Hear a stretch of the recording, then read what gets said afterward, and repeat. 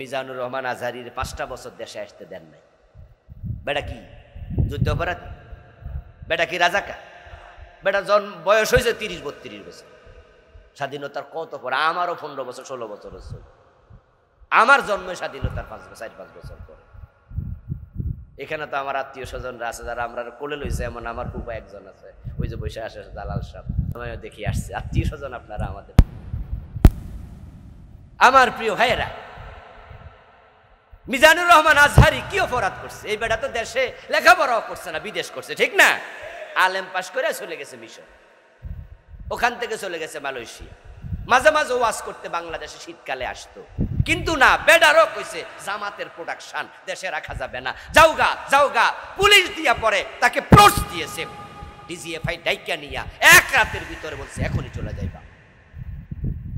বেশি বাড়াবাড়ি করছো, আল্লাহ তোমাদের রেজাল্ট দেখাইছে। 300 এমপি একসাথে পালানো লেগেছে। এমন ভাবে প্রধানমন্ত্রী পালাইছে, রান্না করা খাবার খাইয়া পালানোর সময় পায় নাই। নেতা যদি ন্যায় বিচারক হয়, দেশে ন্যায় বিচার প্রতিষ্ঠিত হয়। কিন্তু গত 15টা বছর পুরা বাংলাদেশ অন্যায়ের নিচে চাপা পড়ে গিয়েছিল। এই দেশ থেকে ন্যায় পালিয়ে গিয়েছিল। ইসলামী দলের নেতা 11 জনকে তারা ফাঁসি দিয়েছে। আল্লামা সাইদিকে 13 বছর জেল খাটাইছে। আমি যদি আল্লাহর কসম করেও বলি, কসমটা হেনেস হবে না, ভাঙবে না। এই যে ফাঁসি দিল, তাদেরকে জেলে রাখলো, অথচ তারা একজনও যুদ্ধাপরাধী না। পুরা মামলা মিথ্যা মিথ্যা মিথ্যা। এই ফাঁসিগুলো মিথ্যা মিথ্যা মিথ্যা। পুরা জুলুম, পুরা জুলুম। বিচারপতি নিজামুল হকের স্কাইপি কেলেঙ্কারির কথা আপনাদের মনে আছে? শিক্ষিত লোকদের তো মনে আছে। সেখানে তিনি বলছিলেন ফোনে যে আসলে সরকার একটা রায় চায়, এটা দিতে হবে, এই জন্য দিয়ে দেব। আর উনাকে তখন বলতেছিল আরেক বিচারক, এই রায় যদি তুমি সরকারের পক্ষে দাও, তাহলে তোমাকে আপিল বিভাগে বিচারপতি বানানো হবে। উনি নিজে আপিল বিভাগের বিচারপতি হওয়ার জন্য আল্লাহর এক বান্দারে ফাঁসি দিয়ে দেবে, সরকারকে খুশি করবে। আল্লামা সাইদি রহমতুল্লাহ আলাইহি উনার বড় ছেলের মৃত্যুর জানাজার নামাজে সেদিন মাইক হাতে নিয়ে কি বলেছিলেন আপনারাও শুনেছেন, আর আমি সেখানে হাজির ছিলাম, হুজুরের সামনেই ছিলাম। আল্লামা সাইদি বলছে 71-এর কাদার কোনো ছিটা পোটা সাইদির গায়ে লাগে নাই, লাগে নাই, লাগে নাই।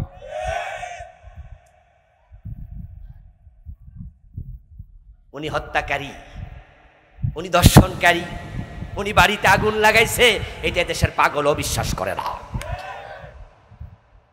উনার বিরুদ্ধে সাক্ষী দেয় নাই, যার কারণে একজন হিন্দুকে গুম করা হয়েছে, সুখরঞ্জন বালি।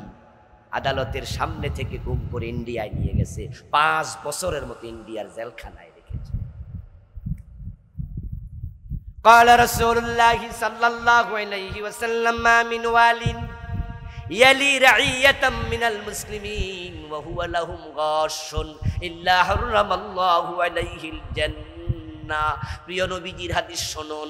আমার রাসূল 1450 বছর আগে বলে গেছেন, যাকে নেতৃত্ব দেয়া হবে, ক্ষমতা দেয়া হবে, বিচারক বানানো হবে, এমপি মন্ত্রী চেয়ারম্যান বানানো হবে, আর ওই বেটা তার অধীনস্থের সাথে ধোঁকাবাজি করবে, আল্লাহ তার জন্য জান্নাত হারাম করে দেন। কি ভাবছেন সরকার চেঞ্জ হয়েছে, আমার কোটি কোটি টাকা অ্যাকাউন্টে আছে, আমি চলে গেলাম কানাডায়, চলে গেলাম আমি ইন্ডিয়া, চলে গেলাম মালয়েশিয়া, চলে গেলাম আমেরিকা, 10 জন 20 জন জেলখানায় আছে, বাকি সব নেতা দেশ থেকে পালিয়ে গেছে। মনে মনে ভাবছেন বাংলাদেশে প্রয়োজনে 50 বছর আর যাব না। কি করবা মিয়া, কি করবা? কিচ্ছু করতে পারবা না। তোমরা মারছি, ফাঁসি দিছি, আরো কত কিছু করছি, আর আমরা এখন কানাডায়। আমার আল্লাহ বলে পালাবা কোথায়? এক সময় আল্লাহর কাছে যেতেই হবে, সেদিন উল্টা করে জাহান্নামে ফেলবে, সেদিন বাঁচাবে কে? এই জন্য ন্যায় বিচারের পক্ষ নেবেন, জালেমের বিপক্ষে থাকবেন, তাহলে আর সে আজিমের নিচে জায়গা পাবেন। দ্বিতীয়, শাবুন নাশা ফি ইবাদাতিল্লাহ, ওই যুবক আর সে আজিমের নিচে জায়গা পাবে যে যৌবন কালে আল্লাহর ইবাদত করতে করতে বড় হয়েছে।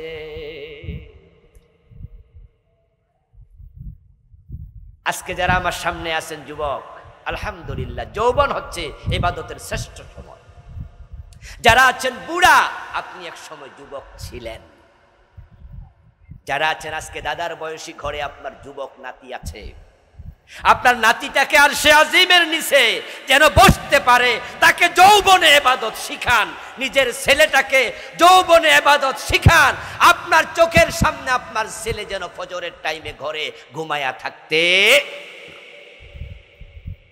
আপনার যুবতী মেয়ে যেন ঘরে ঘুমায়া থাকতে না পারে ফজর। আপনার যুবতী মেয়েটা যেন বোরকা ছাড়া কলেজে স্কুলে যেতে না পারে। আপনার যুবক ছেলে যেন ইসলামের পক্ষে, আল্লাহর দ্বীন কায়েমের জন্য অগ্রণী ভূমিকা রাখে। নিজে উৎসাহিত করেন, বলেন যে যারা এই দেশ ইসলামের পক্ষে, যা তুই তাদের দলে যোগ দে। আমার নিজের থানা 14 গ্রামে আমি 12 বছর যাইতে পারি না ওয়াজ করতে। কুমিল্লা সদরে দেয় নাই 12 বছরের মতো ওয়াজ করতে। কত জায়গায়, কটিয়াদি দেয় নাই, পাকুন্দিয়া দেয় নাই, শিবপুর দেয় নাই, কাপাসিয়া দেয় নাই, কত থানা গেলেই পুলিশ, গেলেই পুলিশ, গেলেই পুলিশ। কত হুজুরের গুলি করছে, বাপ শাপলার চত্বরে ফাঁসি মেয়ে এক রাইতে কয়েক হাজার গুলি করে ফেলছে। আলেম ওলামা দেখলে ঠেঙ্গাই দিছে সব জায়গায়। আমার প্রিয় ভাইয়েরা, এই যুবকেরা যদি বিপ্লব না ঘটাতো, আমরা এখনো মন খুলে কথা বলতে পারতাম না। আরে জুলুম, বিডিআরের যে কত কনস্টেবল, বিডিআরের কত অফিসার বিনা দোষে 17 বছর জেলখানা জেলখানা। গতকালকে ফেসবুকে দেখলাম বিডিআরের একটা অফিসার, সে বের হয়েছে, তার বিয়ের 14 দিন পরে সে অ্যারেস্ট হয়েছে। হয়তো বিয়া কইরাই বউরে কইয়া আইছে যে অফিসে যাইতেছি, 4-5 দিন পরে থাইকা আবার ছুটি নিয়ে আসতেছে। যাওয়ার পরে বিডিআরের হত্যাকাণ্ড ঘটলো। সে বলতেছে যে আমি আমার বউটাকে ঘরে রাখলাম, তবে হ্যাঁ তার বউকে আমরা ধন্যবাদ দিই, ওই মহিলাটা কিন্তু যায় নাই, অপেক্ষা করেছে স্বামীর জন্য। আরেকজন বলল মেয়েকে রেখে এসেছি পেটে, এখন মেয়ের বয়স 16 বছর। আরেকজন চিৎকার দিয়ে বলছে আমার বাবা মা মূর্খ, গ্রামে থাকে উত্তরবঙ্গে, এই 17 বছর আমাকে দেখতে একবারও আসতে পারে না, বুড়া মানুষ আসবে কেমনে, পথঘাট চিনে না, আমি আমার আত্মীয় স্বজন 17 বছর দেখি নাই।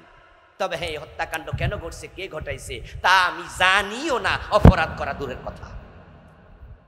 আমার প্রিয় ভাইয়েরা, যুবকরা অবদান রেখেছে ইসলামের জন্য। রাসূলুল্লাহ সাল্লাল্লাহু আলাইহি ওয়াসাল্লাম যুবকদেরকে খুব সম্মান করতেন। রাসূলের একজন পুত্র ছিল পালক, নাম ছিল জায়েদ। উনার ছেলের নাম ছিল উসামা। মাত্র 18 বছর বয়সে হযরত উসামাকে রাসূলুল্লাহ সাল্লাল্লাহু আলাইহি ওয়াসাল্লাম সেনাপতি বানায়া যুদ্ধে পাঠাইছে। অথচ সেই সেনা দলে আবু বকর ওমরের মতো বড় সাহাবী ছিল। যুবকদেরকে রাসূল প্রাধান্য দিতেন। হুনাইনের যুদ্ধে যাওয়ার সময় 20 বছর বয়সী একজন সাহাবী নাম মুত্তাব ইবনে উসাইদ, রাসূলুল্লাহ তাকে মক্কার গভর্নর বানায়া দেখে গেছে। মুআজ ইবনে জাবাল বিশাল বড় মাপের সাহাবী, যার নাম জানে না এমন আলেম পৃথিবীতে আপনি পাবেন না। ওই মুআজ মাত্র 36 বছর বয়সে মারাই গেছে, অথচ আল্লাহ কম বয়সী মুআজকে ইয়ামানের গভর্নর বানাইছে। হযরত ওমর যখন ইসলাম গ্রহণ করেন, ওমরের বয়স ছিল মাত্র 28 বছর। প্রিয় ভাইয়েরা, ইমাম ইব্রাহিম নাখী নামে একজন বড় হাদিসের ইমাম ছিল। মাত্র 18 বছর বয়সে তিনি হাদিসের 10 দিতে শুরু করেছেন। বাচ্চাদেরকে, যুবকদেরকে কখনো হেলাপেলা ভাববেন না, এই তুই কি বুঝছস, তুই কি বুঝছস, এগুলা বলবেন না। নিজের ছেলেকে সামনে আগায়া দিবেন। ইসলামের সবচেয়ে বড় দুশ্মন আবু জেহেল, তাকে হত্যা করছে মাত্র 2 জন কম বয়সী যুবক। যুবকদেরকে সামনে আগায়া দিবেন, তাদেরকে সম্মান করবেন। রাসূলুল্লাহ যখন হিলফুল ফুজুল গঠন করেন, রাসূলের বয়স ছিল মাত্র 17। আপনার যুবক ছেলেকে বলুন না, এই মিয়া সমাজের জন্য এখনই তো কাজ করবা। ইউসুফ আলাইহিস সালাম যখন জেলখানায়, তখন তিনি নবুয়তি পান নাই, যুবক মানুষ। হযরত সুলাইমান আলাইহিস সালাম যখন তিনি জিহাদ করেছেন জীবনের শুরুতে, জালুতের জিহাদ সুলাইমানের সময় যে হয়েছে, তখন তিনি যুবক ছিলেন। ভারত বিজয় করেছেন মোহাম্মদ বিন কাসিম, বয়স ছিল মাত্র 13 থেকে 14। যৌবনকাল আল্লাহর নেয়ামত, এই জন্য দাড়িটা যৌবনকালে রাখেন। আজকে যাদের মুখে দাঁড়িয়ে আছে পিছনের দিকে তাকান, অনেকে কিন্তু যৌবনে রাখেননি। আজকে যারা নামাজি অনেকে যৌবনে পড়েননি, আপনারা অতীতের জন্য আফসোস করেন আর নিজের ছেলেকে বলেন যে যৌবনে ইবাদতের আসল সময়। যারা যৌবনে ইবাদতে কাটায় আল্লাহ স্পেশালি আরশের নিচে বসতে জায়গা দেবে। আর আপনার ছেলে যদি আরশে আজিমের মেহমান হয়, এমনও তো হতে পারে তার সুপারিশে আল্লাহ আপনাকেও নাজাত। 3 নাম্বার, রাজুলুন কলবুহু মুআল্লাকুম বিল মসজিদ। আল্লাহর আরশে আজিমের নিচে জায়গা দেবেন তার সেই বান্দাকে যে বান্দা মসজিদের সাথে তার হৃদয় জুলাইয়া দিছে। এই সুযোগ কিন্তু যুবক বৃদ্ধ সবার আছে। মসজিদের সাথে হৃদয় ঝুলালে আল্লাহ আরশে আজিমের নিচে জায়গা দেবে। মসজিদের সাথে হৃদয় কিভাবে ঝুলায়? এর মানে মসজিদে আপনার পরিবারের সদস্য হবে, মসজিদের খোঁজ খবর রাখবেন। মসজিদে কোথায় লাইট ভেঙে গেল, মসজিদের ট্যাপে কল নষ্ট, ট্যাপটা নষ্ট হলো, মসজিদের ইমাম সাহেব রাত্রে খেয়ে আছে কিনা, ইমাম সাহেবের রুমটা ভাঙ্গা ছুরা কিনা, মসজিদের টাইলসটা কোন জায়গায় ময়লা হয়ে গেল, মসজিদের জানালার কাজটা ভেঙে গেল। নিজের পরিবার পরিজনকে যেভাবে সবসময় অন্তরে রাখেন, আল্লাহর ঘর মসজিদকে অন্তরের ভিতরে ঢুকাবেন। আল্লাহর আরশে আজিমের নিচে জায়গা। এটা হলো একটা।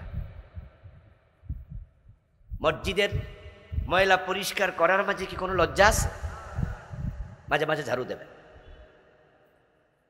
সৌদি আরবের প্রেসিডেন্ট, উনাদের নামের আগে দেখবেন লেখা খাদেমুল হারামাইন আশ-শরীফাইন।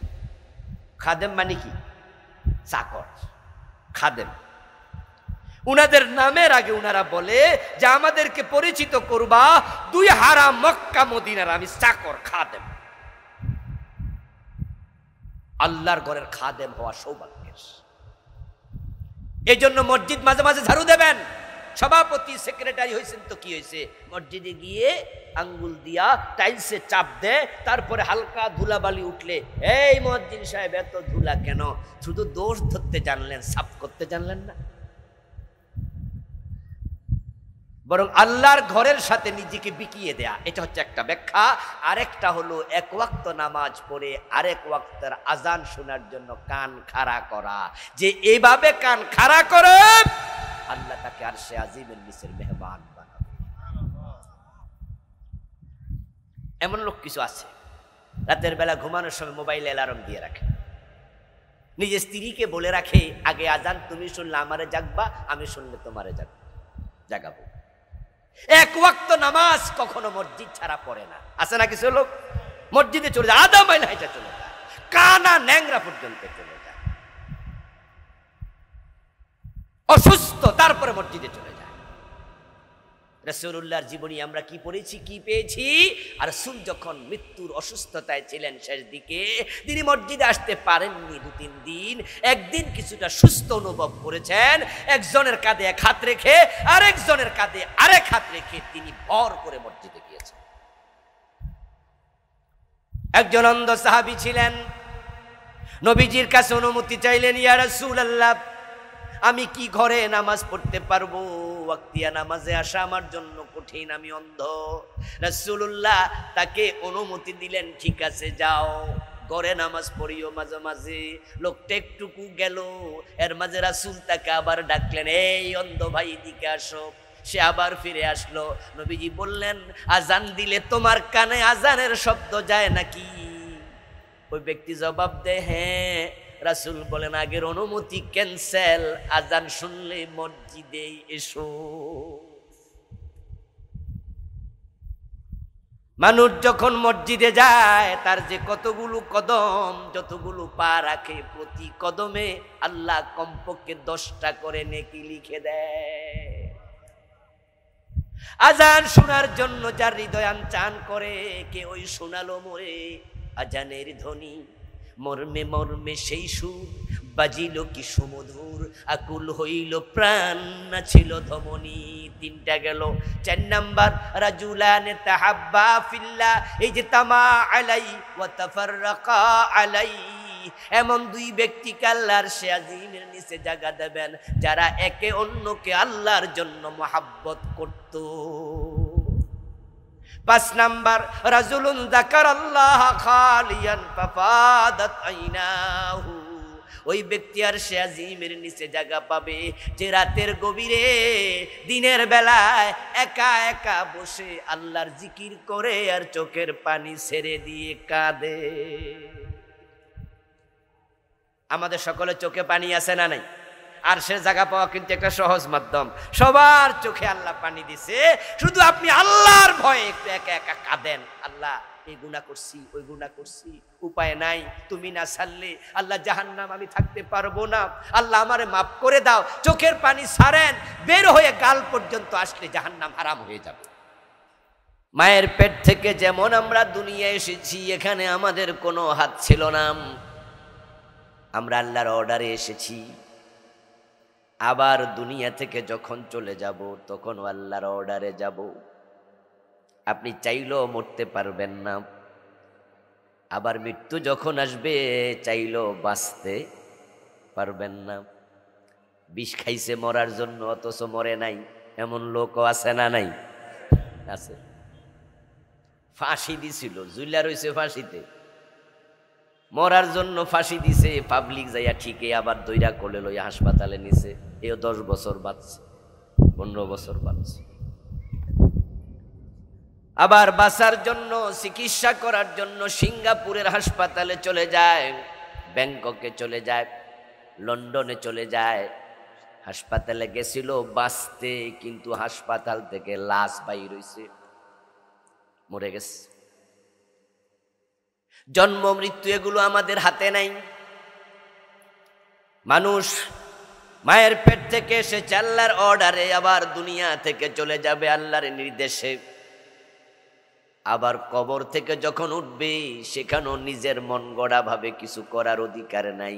কবর যখন খুলে যাবে তখন কবর থেকে আপনাকে উঠে দাঁড়াতেই হবে। ফাইযা হুম কিয়ামুন ইয়ানজুরুন, তারা দাঁড়াবে, দাঁড়ায় এদিক সেদিক তাকাবে, কিরে এই যে এক নতুন মাঠ,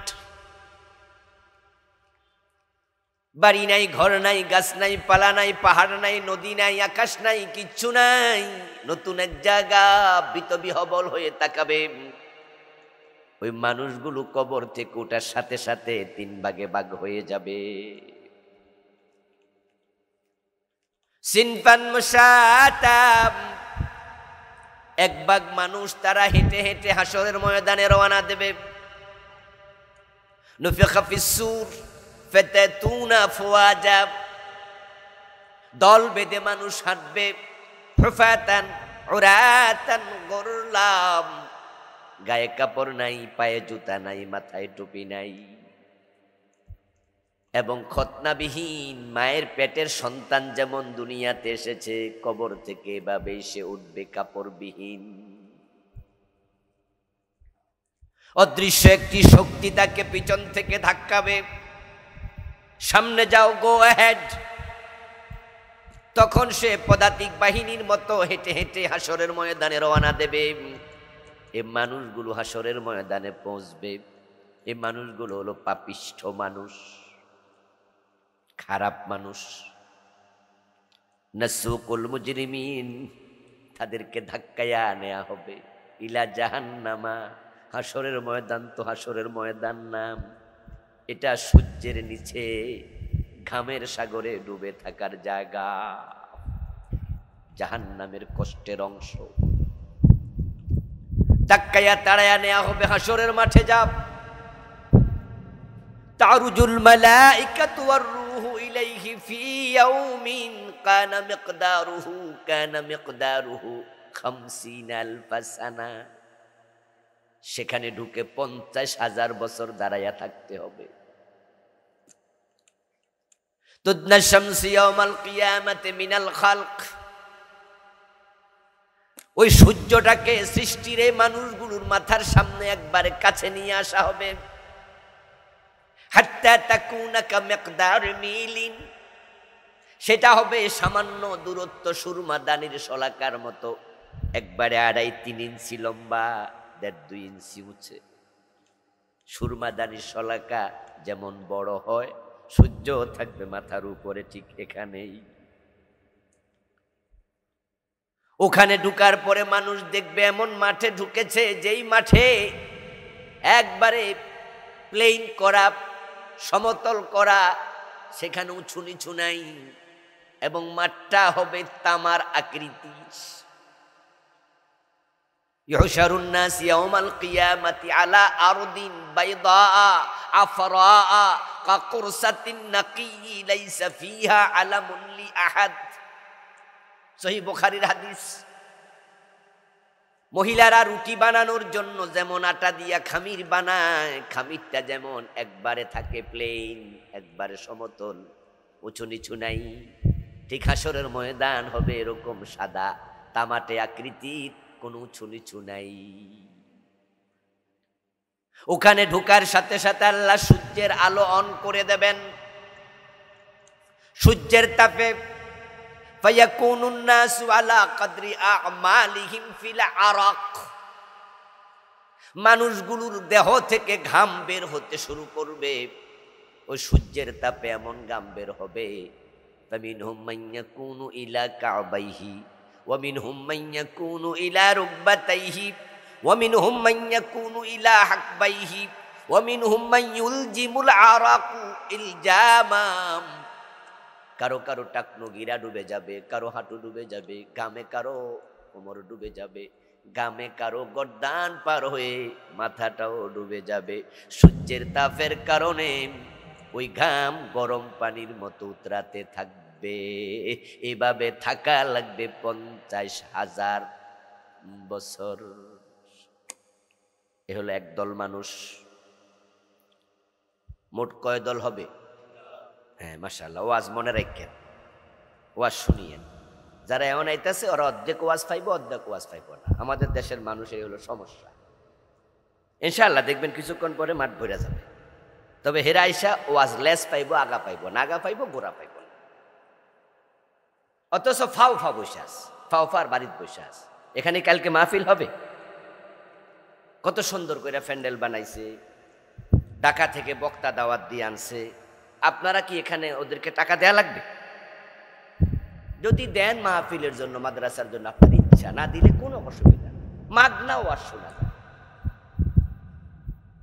আমাদের ওয়াজ শুনতে, আমাদের কাছে পড়তে ফাজেল ফাঁস করা লাগে। আলেম ফাঁস তো বটেই, আমরা ফরাই কামেলে ফাজেল। তা আমার এই ক্লাসে যাই, আমাদের ক্লাসে ঢুকতে তো মেট্রিক ফার্স্ট, ডিগ্রি ফার্স্ট লাগে, কিন্তু এখানে তো রিক্সাওয়ালা বইতে পারে। কি আমার মাদ্রাসায় গেলে আমার ক্লাসে রিক্সাওয়ালা ঢুকতে দিব প্রিন্সিপাল? দফতরে দিব, এ তো বের করে দিই, ভাই আপনি যদি আমি আবুল কালাম আজাদ হুজুরের ক্লাসে পড়তাম, আইসি কবে আপনি ক্লাসে ঢুকবেন, আউট। মাহফিলে এমন সুযোগ, এখানে যত বড় হুজুর আসুক এর সামনে একবারে ভিক্ষুকও বসতে পারে, ঠিক না? মুরুক্ষ টুরুক্ষ যা, এত সুযোগ পাওয়ার পরেও ওয়াজে আসে না, অর্ধেক পাবে অর্ধেক পাবে না। তাহলে হাসরের ময়দানে মানুষ কয় গ্রুপ হবে? এক দলের কথা বলতেছি, যারা হাসরে ঢুকবে। প্রিয় নবী সাল্লাল্লাহু আলাইহি ওয়াসাল্লাম বলছেন, হাসরের ময়দানে যারা ঢুকবে তাদের জন্য জায়গা বরাদ্দ থাকবে, শুধু তাদের কদম রাখার পরিমাণ।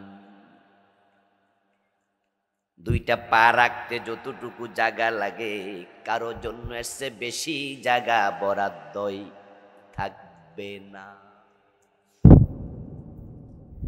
দুই পায়ের উপরে কতক্ষণ খাড়া দেখতে পারবেন? বাড়িতে একটু প্র্যাকটিস করিয়েন তো। হাঁটা চলা করতে পারবেন, লড়াচড়া করলে 2 ঘন্টা 4 ঘন্টা 6 ঘন্টাও পারবেন, কিন্তু দুই পায়ের উপরে খাড়াইয়া থাকবেন, নড়তে পারবেন না। দেখবেন 15-20 মিনিট পরে পা জিমজিম। এই দুই পায়ের উপর আল্লাহ তাআলা কোরআনে বলছে থাকা লাগবে 50,000 বছর লম্বা দিন। রাসূল কয় জমি বরাদ্দ মাত্র 2 কদম। কি বিপদ! যে সূর্য 9,30,00,000 মাইল দূর থেকে তাপ দেয়, এরপরেও গরমকালে সূর্যের তাপে কুয়ার পানি পর্যন্ত দুপুর বেলা গরম হয়ে যায়, হয় না? টিনের ঘরের চাল গরম হয়ে যায়। বিদ্যুৎ চলে গেলে আমরা দুপুর বেলায় ঘরে আর বসতে পারি না, গাছতলায় বসে এরকম ফাঁকা দিয়া বাতাস করি। অথচ সূর্য কোথায়? 9,30,00,000 মাইল দূরে। যেই তাপে পুকুরের পানি গরম হলো, কুয়ার পানি গরম হলো, ঘরের চাল গরম হলো, সূর্যের তাপ আসছে মাত্র 35-36 ডিগ্রি সেলসিয়াস। 40-42 গেলে হিট স্ট্রোক শুরু হয়। এই 35-40 ডিগ্রি তাপে যদি কুয়ার পানি গরম হয়ে যায় 9 কোটি মাইল দূর থেকে, সূর্য যখন মাথার উপরে তাপ দেবে, সূর্যের ভিতরে তাপ আছে 1,40,00,000 ডিগ্রি সেলসিয়াস। এই যে আমরা লোহা বানাই ফ্যাক্টরিতে, এই যে লোহার উপর দাঁড়ায় আছে স্ট্যান্ডটা, এই লোহা তো আর জমিনের তল থেকে এভাবে ওঠে নাই, এটা ফ্যাক্টরিতে বানাইছে। বানানোর জন্য এই লোহার মাঝে আগুন দিছে, আগুন তখন লোহাটাকে মোমের মতো গলাইয়া দিছে, তারপরে এটা গইলা গইলা শ্বাসের ভিতরে ঢুকছে, শ্বাসের মাঝে 200টি রড, 300টি, 500টি রড হইছে। এই যে আগুনে লোহা গলায়, ওই আগুনের তাপমাত্রা মাত্র 1500 ডিগ্রি সেলসিয়াস। 1500 ডিগ্রি তাপ দিলে লোহা পর্যন্ত গলে যায়, মোম হয়।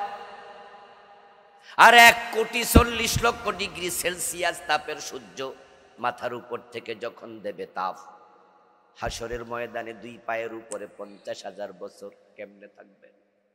খুব কঠিন। হাসরের মাঠ জাহান্নামের অংশ, এটা খুব কষ্টের জায়গা।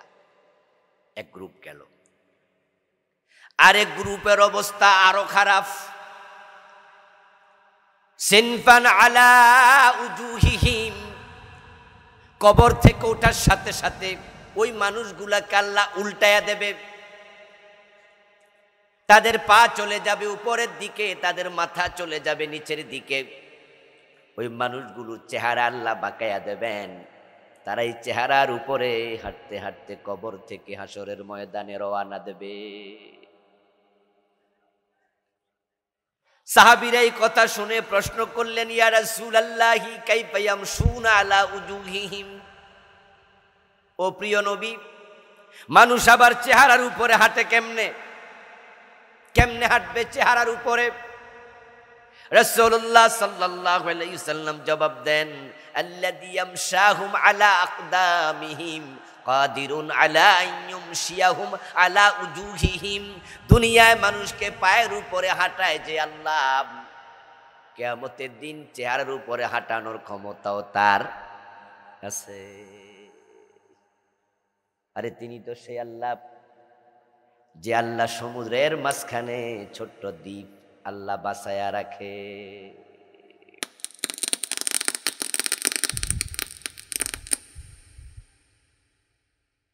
আমার প্রিয় ভাইয়েরা, এই মানুষগুলো উল্টে যাবে। তারা উল্টা উল্টা হাঁটতে হাঁটতে যখন হাসরের ময়দানে রওনা দেবেন, তখন আল্লাহ ফেরেশতাদেরকে বলবেন, ওদেরকে হাসরের মাঠে ঢুকতে দিও না, ওদেরকে হাসরের মাঠে ঢুকতে দিও না।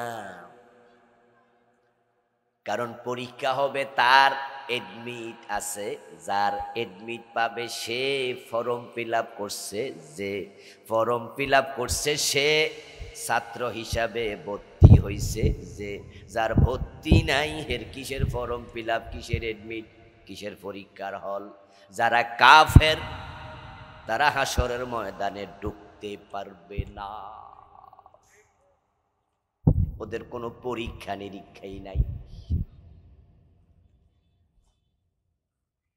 ইউরাফুল মুজরিমুনা বিসীমাহুম ফায়ুখাযু বিন-নওয়াসি ওয়াল আকদাম ফাবিআইয়ি আলাই রাব্বিকুমা তুকাযযিবান। আল্লাহ ওদেরকে উল্টায়া দিয়া বুঝাবে, দুনিয়ায় উল্টা চলছো, সেজদার মালিক শুধু আল্লাহ, তুমি ফিরের পায়ে সেজদা দিছ। আসেনি এমন লোক? লাকসাম এলাকায় আসেনি?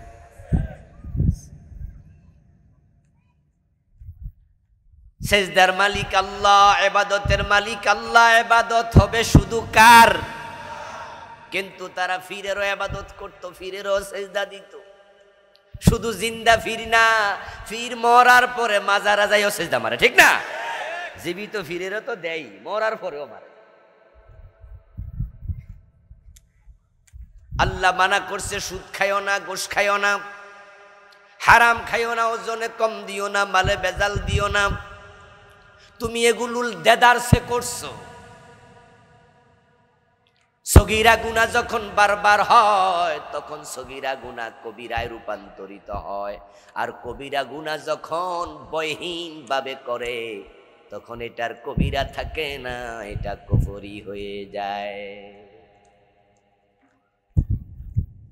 কথা বুঝাইতে পারতেছি কিনা আমি জানি না, আবার বলতেছি, সগীরা গুনাহ যখন বারবার হয়, ইসরারুস সগীরা তাকুনু কবীরা।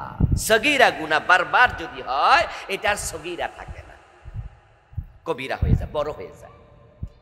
আর কবিরা গুনাহ যখন ভয়হীন ভাবে করে, অসুবিধা কি, করতেছি তো, তাহলে কবিরা আর কবিরা থাকে না, এটা কুফরি হয়ে যায়। এ ভাই রোজা রাখেন না কেন? এই রোজা রাখেন না? কই রাখি না। তো রোজা রাখেন না, তো আবার রাস্তায় খাড়ায় বিড়ি খান, দুর্মিয়া। আল্লাহরে ডরায় না, মানুষের ডরায় এলাম। নাউজুবিল্লাহ পড়েন। এমন কথা বলার লোক আছে না? সাথে সাথে ঈমান শেষ, কাফের। সে কিন্তু ভাবছে না যে কাফের হয়েছে, হে মনে করছে আমি রোজা আনা রাখছি না, আমি তো লা ইলাহা ইল্লাল্লাহ এটা তো অস্বীকার করি নাই। তো যারা কাদিয়ানি হেরা কি লা ইলাহা ইল্লাল্লাহ অস্বীকার করে নাকি? তো কাফের হইল কেন? কাফের হইতে কি লা ইলাহা ইল্লাল্লাহ অস্বীকার করা লাগে নাকি? কাফের হওয়ার আরো কত কায়দা আছে। একটা কবিরা যখন ভয়হীন ভাবে করবেন, আপনার ভিতরে যদি এই চিন্তা আসে অসুবিধা কি?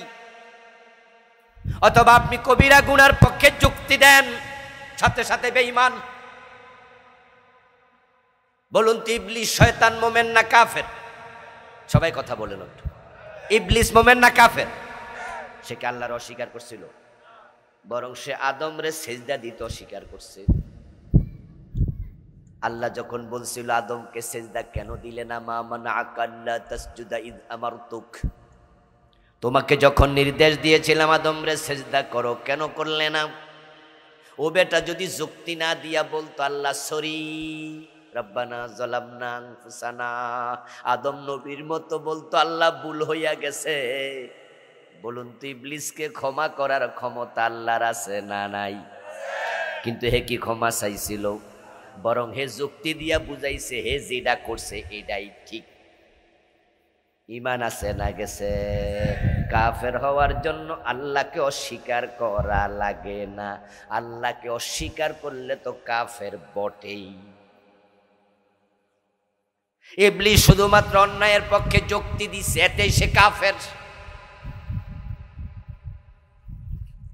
এই ভাই আমার, আপনার ফাইল এখানে না অফিসে ফাইল রেখে গেলাম। কই জি। তো ফাইল আটকায় রাখছেন কেন? সাইন করেন না কেন? কাগজপত্রের সমস্যা নেই। কয় না কাগজপত্র ঠিক আছে, তো ফাইল করে সামনে দেন। আমার তো জরুরি, আমার তো পেনশনের টাকা ফামু, সরকারি টাকা অ্যাকাউন্টে জমা হবে, আপনার সমস্যা কি? মুস্কি হাসি দিয়া কয় আপনি 30 লাখ পেনশন পাবেন, আমার লাভটা কি? আমি যে সিগনেচার দিলে আপনি 30 লাখ পাইয়া যাবেন, তো আমার লাভ কি? আপনি বললেন আজিব, তো আপনার লাভ কেন? আপনারা সরকার বেতন দেয় না? কমিয়া বেতন তো দেয়, এ চাকরি লইতে 30 লাখ ঘোষ দিছিলাম, তো বেতন পাই 25,000, 28,000, 40,000, এই দিয়ে তো সংসারই চলে না, ওই 30 লাখ তুলমু কেমনে? এই জন্য ভাই সিগনেচার দিব না যদি আমার 1 লাখ না দেন। আপনি 29 লাখ, আমার 1 লাখ। সরাসরি ঘোষ খায়, পাওনা টাকার মতো সাইয়া খায়, ডাইরেক্ট অফেন বলে দে টাকা না দিলে সাইন করবো না। এমন জালেম অফিসার আছে না নাই? ডাইরেক্ট কইয়া দে দেন, টাকা না হয় যান। এরপরে আবার বলতেছে ভাই চাকরি তো 20 লাখ, 50 লাখ, 30 লাখ ঘোষ দিয়া লইছি, তারপরে আবার হিল ট্যাক্সে দিছিল, জয়েনিং লেটার দিছে, ইয়ানে জয়েন করো, ওহানতে আবার 10 লাখ দিয়া ঢাকা আইছি। তাহলে প্রথমে দিলাম 30 লাখ, আবার দিলাম কয় লাখ? কয় লাখ গেল? তুই টাকা তুলমু কেমনে? এই জন্যই তো ঘোষ খাই। মানে গোশ খাওয়া যে যায় যে যুক্তি দিতেছে। এবার আপনি বলবেন যে মিয়া পরে বিচার দিমু, মুস্কি হাসি দিয়া বলবে ওখানে না দিয়া খাই নাকি, একা খাই, ওখানেও 5% দেই, পারলে যা করেন করেন, আপনি বিচার পাবেন না, এমন সিস্টেম বাংলাদেশে চালু হয়েছে। তাই গত 15 বছর যারা খায় এখন নতুন কেউ খাচ্ছে, কি ঠিক না? গত 15 বছর সাদাবাজি ছিল কি না? অগাস্টের 5 তারিখে সাদাবাজরা পলাইয়া গেছে, এরপরে 5 মাস বাংলাদেশ এখন সাদাবাজ নাই, ঠিক না? আছে তো, হেরা তো নাই, তাহলে কেডা খায়? খাওয়ার জন্য আগে খাইছে মালেক, এখন খায় খালেক। এই যে বাংলাদেশ এক আশ্চর্য দেশ। মাঝে মাঝে আমার মনে হয় জমিনে কোনো প্রবলেম আসেনি, আল্লাহ জানে, মাটিতে সমস্যা কি আল্লাহ জানে। সন্দেহ পুরা করি না, কিছু কিছু করি, কারণ আশ্চর্য এক দেশ। শুধু নেতাদের দোষ দিয়া লাভ নাই, পুরা জমিনের মানুষগুলাই কয়েক % ভালো আছে, না হয় আসমান থাকতো না, আল্লাহ গজব দিত। খারাপের সংখ্যাই বেশি, ঠিক না? 100 টাকা দিলে বাটফারে ভোট দিয়া দেয়, ঠিক না? ঠিক না? এটা বিড়ি খাওয়াইলে ভোট দিয়া দেয়। সৎ মানুষ, যোগ্য মানুষ, হেরে নেতা বানাবে না। হেরে নেতা বানাই আমার কি, হেরকে আমার টাকা দিছে? বরং এ মিয়া আমার 1000 দিছে, 1000 তো পাইছি, হেরে ভোট দিমু, হে কি করবো, এটা হের ব্যাপার, আমি তো 1000 পাইছি। এই যদি চরিত্র হয়, ভালো মানুষ নেতা হবে কেমনে? আর ভালোরা নেতা না হলে চাঁদাবাজি বন্ধ হবে না, দেশ উন্নত হবে না, দিন দিন আরো তলাবিহীন চুরি হয়ে যাবে।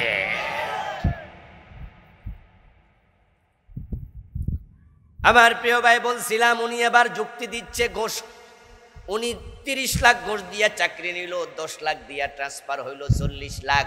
এবার তিনি বুঝাইতে চান, এই যে আপনার কাছে ঘোষ চাই, আমি এমনি এমনি চাই না, যুক্তি মুক্তি দিয়া বুঝায় ঘোষ খাওয়া উনার অধিকার। আপনাদের কাছে আমি জিজ্ঞাসা করবো, আপনারা জবাব দেন, 30 লাখ দিয়া ঘোষ দিয়া চাকরি লইছে, এইভাবে ঘোষ দেয়া জায়েজ না হারাম? তারপর যখন ট্রান্সফার হয়েছে ওখান থেকে আবার 10 লাখ, ওখানে ঘোষ দেয়া জায়েজ না হারাম? এবার যে ঘোষ খাইতেছে জায়েজ না হারাম?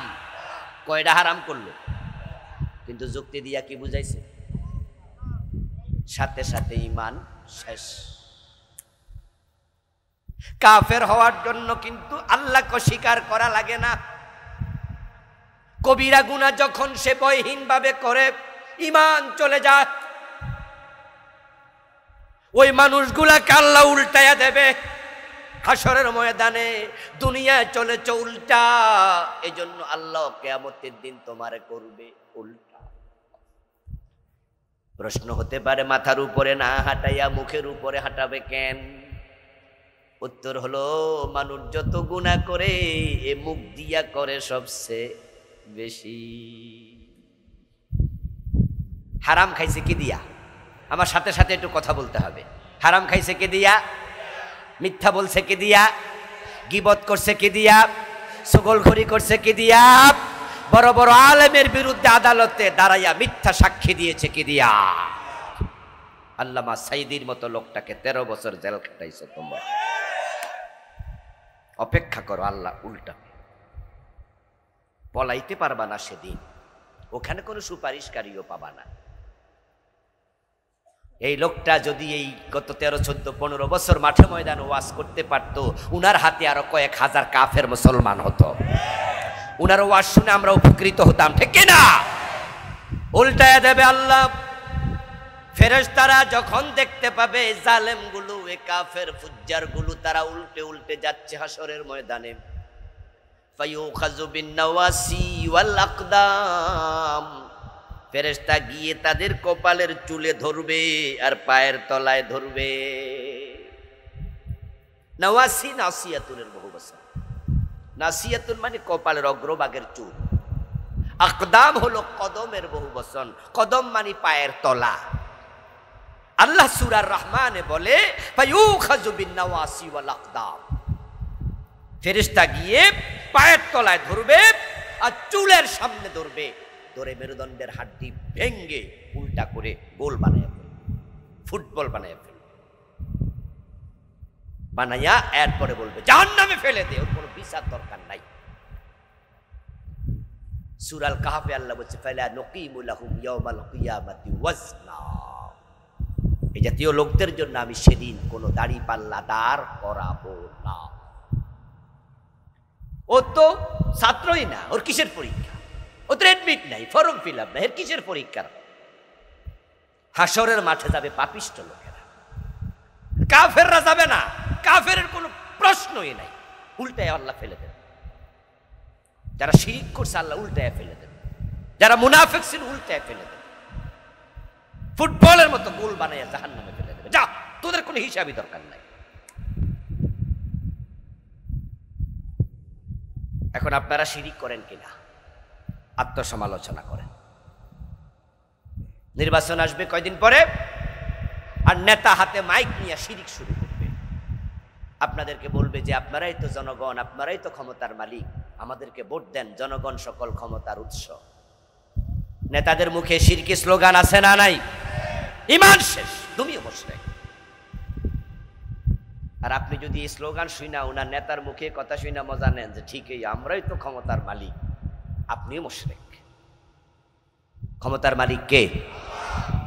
ইয়েস। শিরিক বাঁচবেন, শিরিক থেকে বাঁচবেন, কুফর থেকে বাঁচবেন, এগুলো করবেন না। হাসরের ময়দানে মানুষ তিন গ্রুপ হবে, দুই গ্রুপ চলে গেল। কোথায় গেল? এক গ্রুপ হাসরের মাঠে, আরেক গ্রুপ জাহান্নাম। এবার আমার আজকের আলোচ্য বিষয়, যেটাতে আমার আলোচনার মূল অংশ, সেটা হলো আরেক গ্রুপ মানুষ যারা মুত্তাকি, যারা ভালো মানুষ, তারা হাসরের ময়দানেও যাবে না, তারা জাহান্নামেও যাবে না। কবর থেকে উঠেই দেখবে কবরের পারে জান্নাতের গাড়ি দাঁড়ায় আছে। সিনফান রুকবানা, ওরা কবর থেকে উঠে দেখবে আল্লাহর ফেরেশতারা ফুলের মালা নিয়ে, ফুলের পাপড়ি নিয়ে, লাল গালিচার সংবর্ধনা দেওয়ার জন্য আল্লাহর জান্নাতের গাড়ি নিয়ে কবরের পারে দাঁড়ায় আছে। উঠবে আর ওয়েলকাম, স্বাগতম, মারহাবা মারহাবা তাকে বলে ফুলের মালা গলায় দিয়া জান্নাতের গাড়িতে তুলবে। এই গাড়িটা ডিরেক্ট আল্লাহর আরশের নিচে চলে যাবে। বড় সৌভাগ্যবান মানুষ, ডাইরেক্ট আরশের নিচে। আরশে আজিমের নিচে যে মানুষগুলো যাবে, সেদিন আল্লাহ হবেন হোস্ট, আর সে মানুষগুলো হবেন আল্লাহর রয়্যাল গেস্ট, রাজকীয় মেহমান। তাদেরকে আল্লাহ তাআলা ফেরেশতা দিয়া সালাম দেওয়ায়া, সংবর্ধনা দিয়া, মারহাবা ওয়েলকাম জানাইয়া আল্লাহর আরশে আজিমের নিচে মেহমান বানাইয়া বসাবেন। তারপরে তাদের হাতে হাতে, ডান হাতে আমলনামা দেবেন। তারপরে 8 থেকে 10 মিনিট সেখানে রেখে বিনা হিসাবে ডাইরেক্ট জান্নাতে পাঠাইয়া দেবেন। وَأَمَّا مَنْ أُوتِيَ كِتَابَهُ بِيَمِينِهِ فَسَوْفَ يُحَاسَبُ حِسَابًا يَسِيرًا, যাদের ডান হাতে আমলনামা দেয়া হবে, আল্লাহ তাআলা কোরআনে বলেন আমি তাদের হিসাবটা করব বড় সংক্ষিপ্ত। সুবহানাল্লাহ পড়েন। ওরা 50,000 বছর খাড়া রয়েছে, আজকে আমি ওদিকে যাবো না, পাপীগুলা সেখানে থাকুক, গ্রামের মাঝে ডুবে থাকুক 50,000 বছর। আল্লাহ আমাদেরকে ফানা চাই, আমাদেরকে তা থেকে মুক্ত করো, বলেন আমিন। আমরা হাসরের ময়দানে যেতে চাই না, ওখানে থাকতে পারবো না। কেমনে সম্ভব থাকা? কঠিন অবস্থা, মাথার উপরে সূর্য, পায়ের তলায় তামার মাটি, ঘামের সাগরে ডুববেন, ঘাম উতরাতে থাকবে গরম পানির মতো। কেমনে থাকবে? কঠিন অবস্থা হয়ে যাবে সেখানে। এই জন্য যে পাপ করছেন তাওবা করে ফেলেন। কবিরা গুনাহ আছে, আজকে তাওবা করেন যে আল্লাহ আমাকে তুমি মাফ করে দাও। তাওবা কবুল করার জন্য আল্লাহর ওয়াদা আছে না নাই? আল্লাহর কোরআনে অসংখ্য জায়গায় ওয়াদা করছে, তুমি তাওবা করো আমি আল্লাহ কবুল করব। বরং আমরা হতে চাই তৃতীয় গ্রুপ, যারা আরশে আজিমের নিচে জায়গা পাবে। প্রিয় নবীজি বলছেন আরশে আজিমের নিচে যারা যাবে তারা সেখানে থাকবে কাস মিকদারে সালাতিন মাকতুবা, কা মিকদারি সালাতিল মাকতুবা। দুনিয়ায় এক ওয়াক্ত ফরজ নামাজ পড়তে যে সময় লাগে ওই এক ওয়াক্ত ফরজ নামাজের টাইম তারা সেখানে থাকবে। ফরজ নামাজ হলো ফজর 2 রাকাত, মাগরিবে 3 রাকাত, ইশা এবং আসর জোহরে 4 রাকাত। এই 4 রাকাত নামাজ পড়তে 10-12 মিনিটের বেশি লাগে না। আর সে আজিমের নিচে যারা বসবে সেখানে আল্লাহ 10-12 মিনিটের বেশি রাখবেন না। তাদের ডান হাতে আমল নামা নিয়া আল্লাহ বিনা হিসাবে হিসাব সহজ করা হবে, সংক্ষিপ্ত করা হবে। মা আয়েশা রাসূলকে প্রশ্ন করেছিলেন, ইয়া রাসূলুল্লাহি ওমাল হিসাবুল ইয়াসির, হুজুর হিসাব সংক্ষিপ্ত হবে এটা আমি বুঝলাম না, কিভাবে এটা? আমরা তো 30, 40, 50, 100, 200, 500, 1000 বছর হায়াত পাইছে এমন মানুষ আছে না? যেমন হযরত আদম 1000 বছর, নূহ আলাইহিস সালাম 950 বছরের বেশি। তো এত বড় হায়াত হিসাব সংক্ষেপে মানে কি?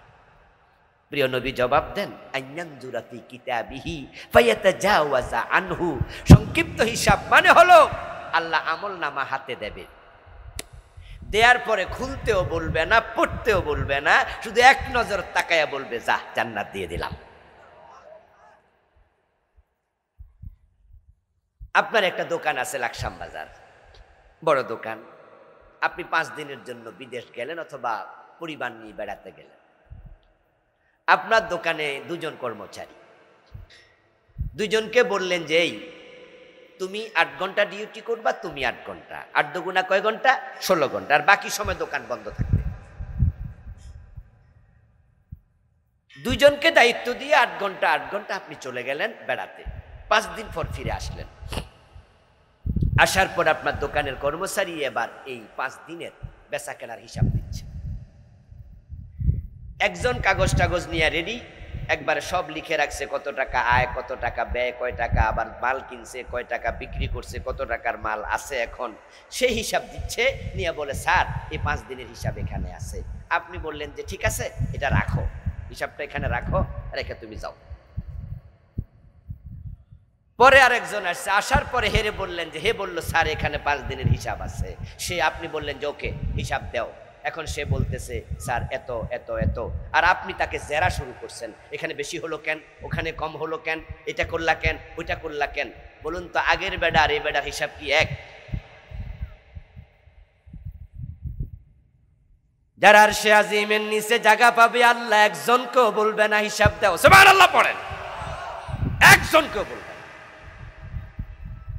শুধুমাত্র হিসাবের আমল নামাটা দেখবে, দেখে বলবো যাও জান্নাতে চলে যাও। قال رسول الله صلى الله عليه وسلم فإنه من نوكش هلك فإنه من نوكش عذب। রাসূলুল্লাহ বলেন আল্লাহ কিয়ামতের দিন হাসরের ময়দানে যাকে বলবেন হিসাব দাও তার উপায় নাই, উপায় নাই। এজন্য আরশে আজিমের নিচে যাওয়ার ফিকির করেন, চেষ্টা করেন। ওখানে গেলে কপাল খুলে যাবে, ওখানে ঢুকলে জান্নাত, এবং সেটা কবর থেকে তুলে ফেরেশতা নিয়ে যাবে। আরশে আজিমের নিচে জায়গা পাবে এমন মানুষ হলো মোট 8 গ্রুপ। কয় গ্রুপ? 8 গ্রুপ। একটি হাদিসে আসছে সাবআতুন ইউযিল্লুহুমুল্লাহু ফি যিল্লিহি ইয়াওমা লা যিল্লা ইল্লা যিল্লু। 7 ধরনের মানুষ আল্লাহর আরশে আজিমের নিচে জায়গা পাবে যেদিন আরশের ছায়া ছাড়া কোনো ছায়া থাকবে না। সূর্য থাকবে সূর্য, শুধুমাত্র আরশের নিচে সূর্যের তাপ নাই, আলো নাই। 7 জন। অন্য হাদিসে রাসূল বলছে আরো 1 জন। তাহলে 7-এর সাথে 1 যোগ হলে কত? 8 হয়। আখিরাত নিয়ে আমি বই লিখেছি, নাম দিয়েছি হিরানায় পরকাল। এই বই লেখার সময়, গত বছর লিখেছি বইটা, এই বই লেখার সময় আমি 8 নাম্বারটা পাই। এর আগে আমিও ছাত্র জীবন থেকে গত বছর পর্যন্ত 7 পর্যন্ত জানতাম। এই বইটা আমি 500-র উপরে হাদিসে নিয়েছি, শুধু আখিরাত আয়াতে নিয়েছি 500-র উপর। বইটা অনেক বড়, 400 পৃষ্ঠার বই। আমার লেখা মোট 8টা বই আছে আলহামদুলিল্লাহ। ড্রাইভারের কাছে আছে, নেবেন। খুবই উপকারী বইগুলো। ওই বই লিখতে গিয়ে রাসূলুল্লাহর আরেকটি নতুন হাদিস পেলাম। 8 নাম্বারটা হলো আল্লাহ তাআলা তার কিছু বান্দা যারা অন্য মানুষের প্রতি ইহসান করত, মানুষের প্রতি ইহসান করার কারণে আল্লাহ তার প্রতি ইহসান করে তাকে আরশে আজিমের নিচে দেন। ওইটা আল্লাহর সাথে সম্পৃক্ত না, ওইটা হলো মান আনজারা মুযরা আও ওয়াদা লাহু আদাল্লাহুল্লাহু ফি যিল্লিহি ইয়াওমা লা যিল্লা ইল্লা যিল্লুহু। 8 নাম্বার, শেষটা আগে বললাম। এই চরিত্রটা আনেন, 7 ধরনের চরিত্রবান, এখন হবে 8। এই চরিত্র যে অর্জন করবে আল্লাহ শুধু তাকে আরশে আজিমের নিচে দেবে। আপনার আমল আপনার কবর। আপনি যেমন, আল্লাহর আচরণ হবে আপনার সাথে। রাসূল বলে, যে ব্যক্তি পাওনাদারকে সময় দেয়, আপনি পাবেন একজন লোকের কাছে দেনাদারকে পাওনাদার সময় দেয়, সে টাকাটা সময় মতো দিতে পারে নাই, আপনি তাকে সময় দিচ্ছেন, ঠিক আছে ভাইজান দেন, আপনি সুবিধা মতো দেন। অথবা লোকটা পানা, আপনি আছেন, দিতে পারে না, দেওয়ার সামর্থ্য নাই, আপনি তখন তাকে বললেন, ভাই ঠিক আছে যত পারেন তত দেন। এই দয়া দেখালে আল্লাহকে আমি দয়া দেখাই আরশে আজিমের নিচে জায়গা দিয়ে দেব।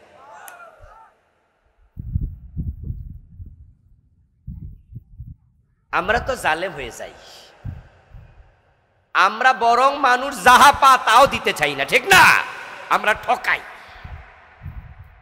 আপনি যদি ঠকান আল্লাহ আপনাকে ঠকান, আপনি যদি জালেম হন আল্লাহ আপনার সাথে একই আচরণ করবে।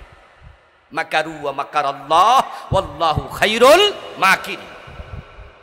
ইরহামু মান ফিল আরদ ইয়ারহামকুম মান ফিস সামা আর রাহিমুন ইয়ারহামুহুমুর রাহমান। আপনি ভালোবাসা নিয়ে আগান। ইন্নাল্লাহা ফি আউনিল আবদ মা দামাল আবদু ফি আউনি আখিহি। আপনার একজন ভাই কষ্টে পড়েছে, সে যদি সহযোগিতা পায় আপনার পক্ষ থেকে, আপনার বিপদে আল্লাহর কাছে চাওয়া লাগবে না, আল্লাহ নিজ থেকে দৌড়াই আসবে।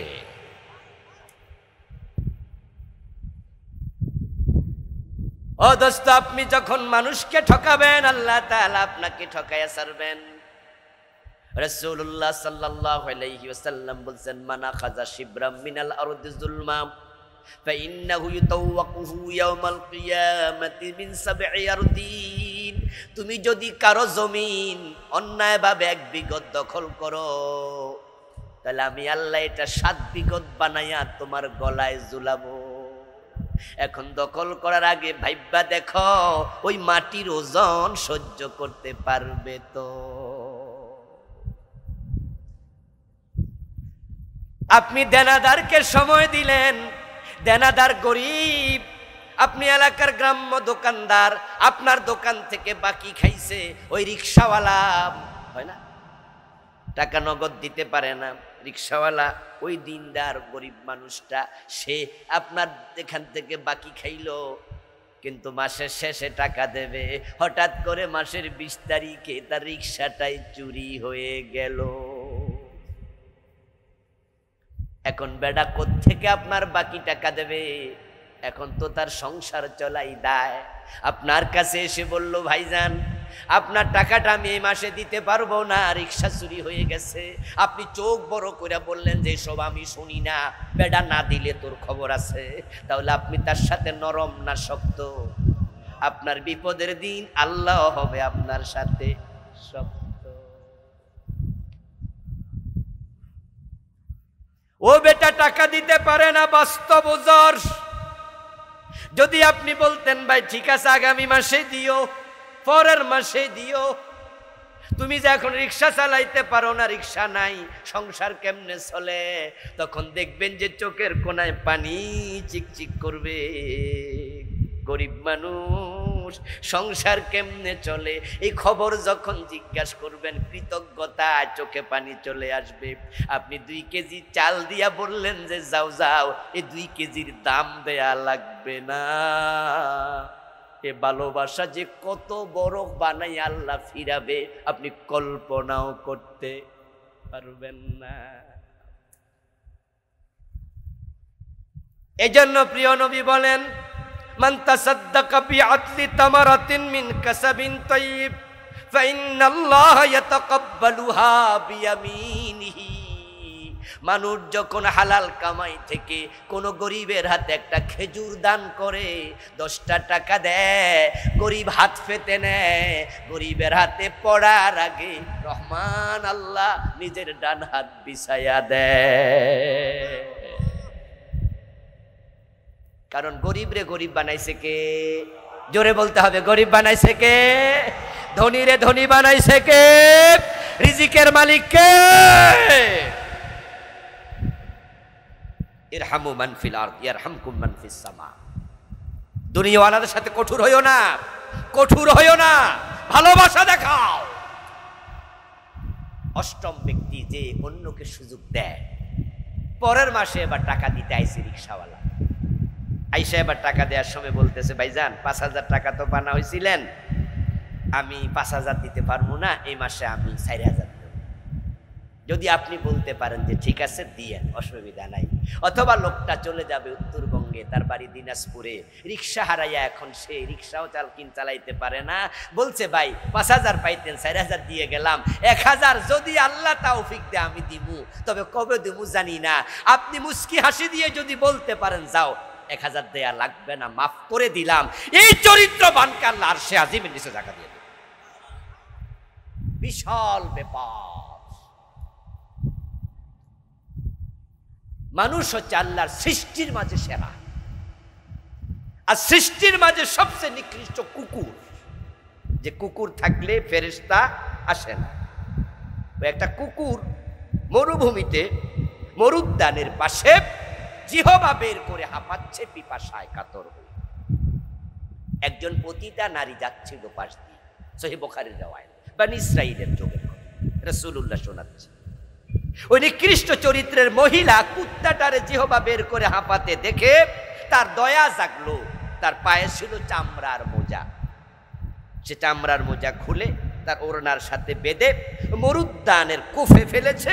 একটু পানি উঠলো, ওই পানিটুকু কুকুরের মুখে দিল, কুকুরটা পিপাসা থেকে নিষ্কৃতি পেল। আল্লাহ এত খুশি হয়েছে, কারণ কুত্তাও তো বানাইছে কে? আল্লাহ কয়ে যে এটা তো আমার পরিবারের সদস্য।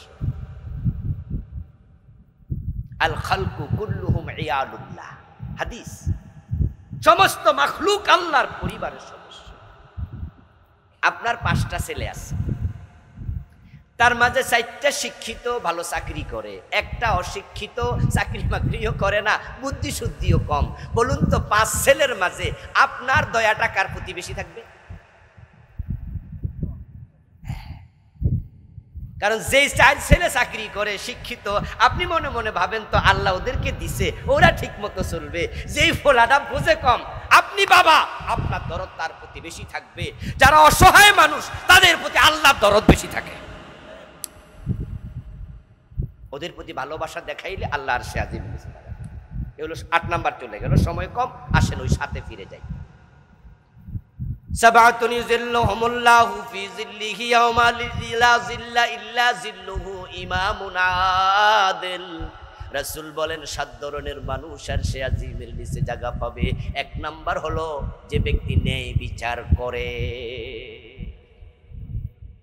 ন্যায় বিচারক নেতা, ন্যায় বিচারক শাসক, ন্যায় বিচারক মেম্বার, ন্যায় বিচারক চেয়ারম্যান, ন্যায় বিচারক এমপি, ন্যায় বিচারক হাকিম, ন্যায় বিচারক ম্যাজিস্ট্রেট, ন্যায় বিচারক বাবা, ন্যায় বিচারক স্বামী, ন্যায় বিচারক মানুষ। আপনি আমি সবাই দায়িত্বশীল, আমরা নিজেরা নিজের জায়গায় বিচারক। মাঝে মাঝে 2 ফোলা ঝগড়া লাগলে বাবা ঝগড়া মিটায়। তখন বাবা যদি ন্যায় বিচার করে, তাহলে এই বিচারকটা ন্যায় বিচার করার কারণে আল্লাহ 1 নাম্বার যারে আরশে আজিমের নিচে জায়গা দেবে। খুঁজে বের করবে দুনিয়ায় কারা ন্যায় বিচার করেছে?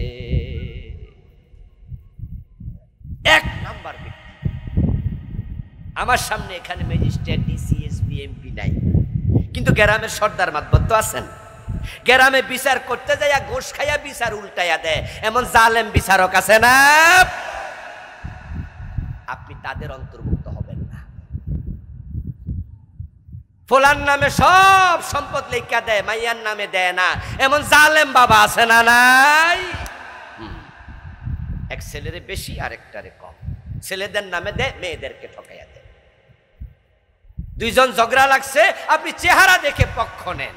আপনি যাচ্ছেন বিচার করতে, রাতের বেলায় গেছে, যাইয়া বলে আসছে যে ভাই খাম একখান দিয়া গেলাম, খামের মাঝে রিক্সা ভাড়া আছে, কালকে তো আমাদের বাড়িতে মামলার বিচার হবে, আপনি মেলে যাইয়েন, দরবারে যাইয়েন।